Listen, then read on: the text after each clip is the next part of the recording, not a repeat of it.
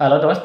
मैं अरविंद मीणा, आप सभी का प्यारा दोस्त, किसी का दोस्त तो किसी का दुश्मन लेकर आया हूँ फिर एक और वीडियो। काफ़ी ज़्यादा क्वेरी आ रहा था आरआरबी चंडीगढ़ की तरफ से कि सबके लिए वीडियो बनाता है, सब ये करता है वो करता है, चंडीगढ़ के लिए वीडियो नहीं बनाता। लेकिन जो एक्टिव कैंडिडेट थे, जो मेरे से 2-2.5 साल से संपर्क में थे, तो वो तो मेरे से बिल्कुल भी नाराज़ नहीं है। लेकिन जो नहीं थे वो नाराज़ हो रहे हैं, उनको कुछ पता है नहीं।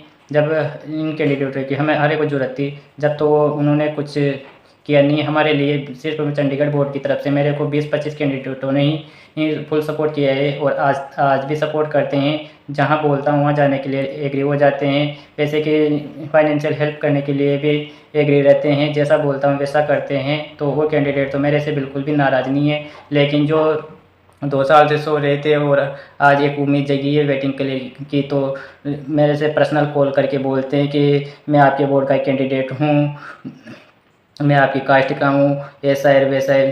तो हमने न तो कास्ट से मतलब रखा, न ट्रेड से मतलब रखा, न बोर्ड से मतलब रखा, क्योंकि सारा काम मंत्रालय से हो रहा है इस बार। तो इसमें जब बात कॉमन हो रही है तो फिर बोर्ड से कास्ट से इनसे क्या लेना देना। जब बात 100% वेटिंग क्लियर की है तो उसमें उसी हिसाब से ही हम सोचते हैं, उसी हिसाब से प्लान बनाते हैं, उसी हिसाब के कैंडिडेट को ही चुनते हैं और उनसे ही जो ग्राउंड लेवल पे काम करते हैं उनसे ही ज़्यादा संपर्क रखते हैं। तो ऐसी कोई बात नहीं है, फिर भी चंडीगढ़ के लिए वीडियो बनाना ज़रूरी है, क्योंकि इसमें से बहुत सारे ऐसे कैंडिडेट हैं जो जिनकी उम्मीदें हमारे से जुड़ी हुई है। ऑल इंडिया के सभी कैंडिडेट हैं जिनकी उम्मीदें हमारे से जुड़ी हुई है और खुशी हुई जिनके माता पिता ने हमारे वीडियो देखते हैं और हमारे पास कॉल भी किया। काफ़ी उम्मीदें लगाई के बैठे हैं कि बोल भी रहे हैं फ़ोन करके कि आप एक अच्छा काम कर रहे हो। तो हम साफ साफ शब्दों में यही बात बोलते हैं कि ये सिर्फ हम आप लोगों के सामने एक चेहरा है, क्योंकि हमारे कुछ ऐसे साथी हैं जो 2-2.5 साल से हमारे संपर्क में और वो कर रहे हैं। सब इसमें थोड़ा थोड़ा योगदान सभी का ही है। तो उन्होंने हमारे को धन्यवाद दिया, तो इस धन्यवाद का पात्र मैं अकेला नहीं हूँ, जिसमें सभी का योगदान है। तो सभी को उन जिन्होंने हमारे पास कॉल किया तो उनकी तरफ से आप लोगों को धन्यवाद बोला, जो मेहनत कर रहे हैं। और जो नहीं कर रहे हैं उनके लिए भी समझ लीजिए, कोई बात नहीं है। लेकिन चंडीगढ़ बोर्ड के लिए वीडियो बनाना एक ज़रूरी है, क्योंकि मैं बता दूं, जैसा कि आपने जो जो लोग ग्रुप से जुड़े हैं, टेलीग्राम ग्रुप, व्हाट्सएप ग्रुप, इनसे तो उनको तो पता चल ही गया है। लेकिन कुछ ऐसे कैंडिडेट भी हैं जिनको अभी तक भी कुछ भी पता नहीं है। फ़ोन करके पूछते हैं क्या होगा क्या नहीं होगा, तो फिर भी मेरे से बोलेंगे ये बात तो हमारे को पहले पता थी, ये बात तो हमारे को पहले पता थी। तो भाई आपको पता थी, अच्छी बात है, लेकिन जिनको पता नहीं है उनको भी बताना एक ज़रूरी है। तो जैसा कि मैं बता दूं कि आरआरबी चंडीगढ़ की तरफ से 675 की डिमांड हुई है, जिसमें से 295 सीटें जनरल से भरी जाएगी और 97 सीटें एससी की, 54 सीटें एसटी की और ओबीसी से, और 190 और पीडब्ल्यूडी बीडी की 9 सीटें हैं। इस प्रकार कुल मिलाकर 675 सीटों की डिमांड मांगा गया है, जिसमें से मैं आप लोगों को बता दूं, डीजल के लिए 68 सीटों की डिमांड हुई है और इलेक्ट्रीशियन के लिए 113 सीटों की डिमांड हुई है। फिटर के लिए 156 सीटों की डिमांड हुई है। वेल्डर के लिए 69 सीटों की डिमांड हुई है और मिलराइट के लिए 88 सीटों की डिमांड हुई है। इस प्रकार कुल मिलाकर ये सारा काउंट कर लीजिएगा आप। और इसमें से आपको एक मोटी मोटी बात बता दूं कि एसएनटी जो पीसीएम वाले कैंडिडेट हैं उनकी 100% बैटिंग क्लियर हो रही है और इसी पैनल में उनका नाम आ जाएगा। जो पीसीएम कैंडिडेट हैं तो उनकी तो 100% बैटिंग क्लियर हो रही है। फिटर की भी 100% बैटिंग क्लियर हो रही है। वेल्डर की भी 100% बैटिंग क्लियर हो रही है चंडीगढ़ बोर्ड की तरफ से। मिलराइट की भी 100% बैटिंग क्लियर हो रही है। कारपेंटर, ब्लैक स्मिथ, ये ऐसी ट्रेड हैं जिनमें डिमांड भी काफ़ी अच्छी खासी हुई है और इनमें कैंडिडेट भी नहीं मिले। जो सिर्फ ज़्यादा इफेक्ट पड़ रहा है तो चंडीगढ़ बोर्ड में डीजल मैकेनिक वालों के ही थोड़ी प्रॉब्लम आ रही है। उनका जहाँ तक मल्टी स्किल्ड नियम नहीं लगाया जाएगा वहाँ तक इनकी इम्पॉसिबल है कि 100% बैटिंग क्लियर हो जाए।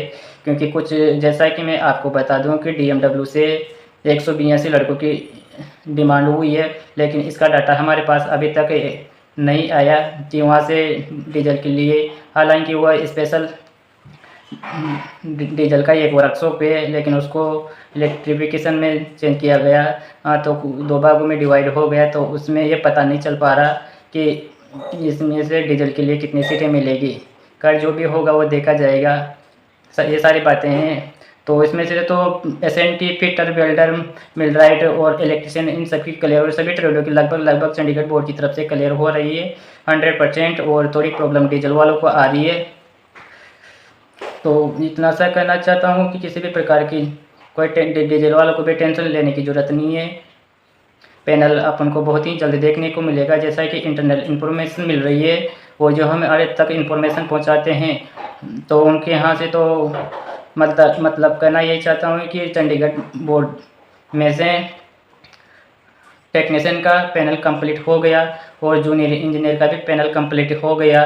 और जो हमारे को डेट बताई जा रही है वो 22 तारीख बताई जा रही है। 22 तारीख से पहले भी आ सकता है या 23 तारीख को भी आ सकता है, लेकिन हम उम्मीद कर रहे हैं कि 22 तारीख से पहले हमें चंडीगढ़ बोर्ड का पैनल देखने को मिलेगा। तो हमने जानकारी लेने का प्रयास किया, तो उन्होंने साफ मना कर दिया कि हम ये नहीं बता सकते हैं भाई कितने का है क्या है, लेकिन आप साइट चेक करते रहिए कि आपको 22 तारीख से पहले पैनल देखने को मिलेगा।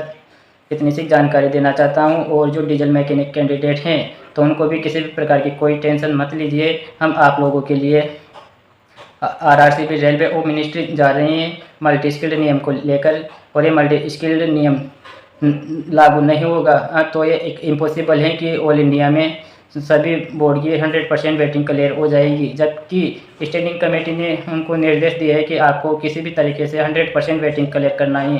तो इन्हीं सारी बातों को लेकर रेलवे और मिनिस्ट्री जा रहे हैं। तो किसी भी प्रकार की कोई टेंशन मत लीजिए। कुछ कैंडिडेटों का क्वेरी आ रहा था कि आप 25 के बाद में जाइए। उनका कहने का मतलब है कि अगर ये हमारा पैनल आने से पहले मिनिस्ट्री जा रहे हैं तो हमारा पैनल रुक जाएगा। ये क्या कौन सी बात हो गई भाई? हमारे जाने से वहाँ कोई पैनल थोड़ी रुकेगा। कोई हमारे रिश्तेदार थोड़ी हैं मंत्रालय के अंदर जो हम ये सब बोल देंगे। हम तो चाहते हैं कि ऑल इंडिया में कोई भी कैंडिडेट नहीं छूटे। जितना हमसे प्रयास होगा हम कर रहे हैं और आगे भी करेंगे। जहाँ तक 100% वेटिंग क्लियर नहीं होगी, होना नहीं होना वो एक अलग बात है, लेकिन प्रयास करना एक ज़रूरी है। तो हम आप लोगों के लिए, और हमारी टीम है जिनका नाम पिछली वीडियो में ले चुका हूँ, तो सभी साथियों के साथ जा रहे हैं, जी जान से मेहनत करेंगे। और इतना सा ही कहना चाहता हूँ, कोई गलती हो तो बताइएगा। और बस इतना सा कि ये और देखते हैं क्या होता है। रही बात डीजल मैकेनिक कैंडिडेट जो आरआरबी चंडीगढ़ के हैं, उसमें से 274 कैंडिडेट हैं डीजल मैकेनिक में और 68 लड़कों का पैनल आएगा अभी 22 तारीख से पहले। या 22 को भी आ सकता है या 23 को भी आ सकता है, लेकिन इस मंथ के अंदर चंडीगढ़ बोर्ड की तरफ से एक बड़ा धमाका होने वाला है। तो और एक क्वेरी आ रहा था कि जैसे कि कोई भी मशीनिस्टिक कैंडिडेट हैं, तो वो बोल रहा था कि हमारी कैटेगरी में डिमांड कमी है और कैंडिडेट ज़्यादा हैं। तो भाई आपने जिस कैंडिडेट ने फॉर्म अप्लाई किया था उस टाइम पे एक पोस्ट प्रेफरेंस बनाई गई थी, उसको देखिए आप कितनी सीटों के लिए एलिजिबल हो। ये ज़रूरी नहीं होता कि आपको जिस कैटेगरी में वेटिंग में डाल रखा हो और उसमें डिमांड नहीं हो तो आपकी क्लियर नहीं होगी। ऐसा ये ज़रूरी नहीं है। पहले प्राथमिकता मेरिट को दी जाती है। उसमें आपके रोल नंबर देखे, सबसे पहले रोल नंबर उठाते हैं। रोल नंबर के बाद में उसमें एक चीज़ें देखी जाती है कि कौन से कैटेगरी से हैं, जनरल है, ओबीसी है, एसटी है या एससी है, वो देखा जाता है। फिर उसके बाद में वो कितनी सीटों के लिए एलिजिबल है। अगर उसकी फर्स्ट प्रेफरेंस में डिमांड है और वहाँ तो उसको उसमें डाल देते हैं। अगर उसमें डिमांड नहीं है तो दूसरी कैटेगरी में लेकर जाते हैं। फिर उसमें भी डिमांड नहीं है तो चौथी में लेकर जाते हैं। इस प्रकार मेरिट के अनुसार वेटिंग क्लियर करते हैं। तो किसी भी बोर्ड का कोई भी कैंडिडेट हो, इस बात को दिमाग से निकाल दीजिए कि आपको जिस कैटेगरी में वेटिंग में डाल रखा है उसी में आपको जॉब मिलेगी। ये एक इम्पॉसिबल है। पहले प्राथमिकता मेरिट को दी जाती है। बस इतना सा कहना चाहता हूँ। और कल 15 अगस्त हैं तो जा रहे हैं। 15 अगस्त को मैं कल शाम को निकल जाऊंगा। हमारे साथी भी जो दूर से आ रहे हैं वो भी शाम को निकल जाएंगे। और उम्मीद करते हैं हमारे साथियों से कि वो काफ़ी अच्छा काम करेंगे, पूरी जी जान लगा कर काम करेंगे।